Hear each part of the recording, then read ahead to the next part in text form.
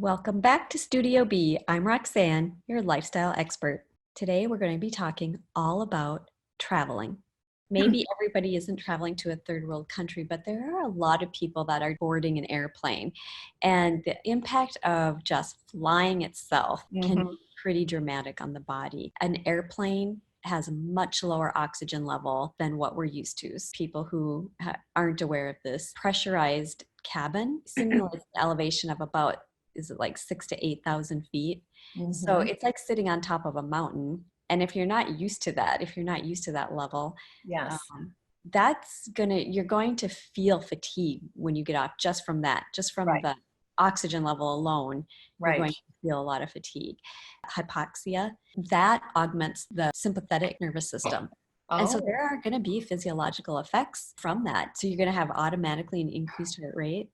And over half the people that they tested, people who were normally had pulse ox that were normal, would have a drop in their O2 saturation below 94% when they were at altitude. It had dropped that far when they're up there. So it's, like sitting on that mountain that's 7,000 or 8,000 feet, and you're just sitting up there the whole time. So yeah. of course you're going to be exhausted when you get Yeah. off the plane, because most people are not used to that. Now, you said you actually did some things to prevent, like you were out hiking in the mountains and kind of getting ready for it. Yeah. So maybe the flight didn't affect you as much because you were kind of prepped for it.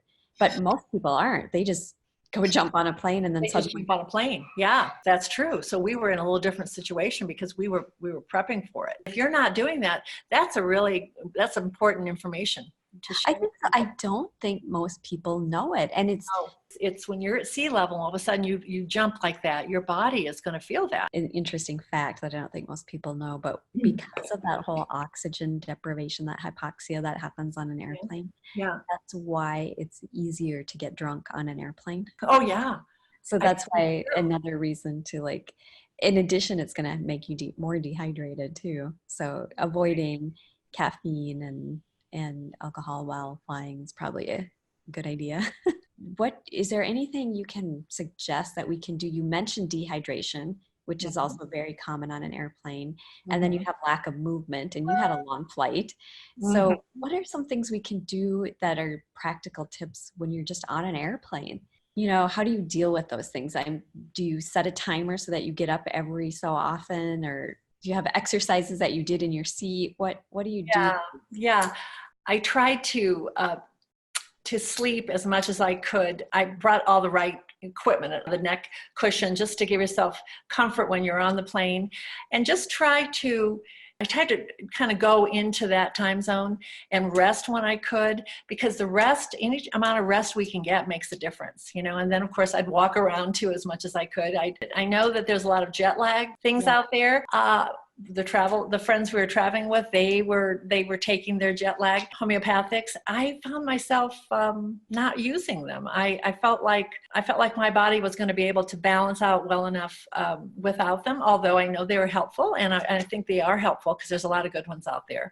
But I also think the other key is be careful what you're eating on the plane, because a lot of the foods, you don't know, especially some of the fish. I know that again, that we don't know where the fish is coming from, what waters they've been fished from. And so I think you need to be aware of, the quality of the food. And so it's a good idea to bring your own healthy snacks. And it's so easy to bring snacks on board. I think people don't realize that it's a minor inconvenience when you're going through security. They might glance at your bag, but if you're just prepared, it goes back to, like you said, being prepared starting long before you leave.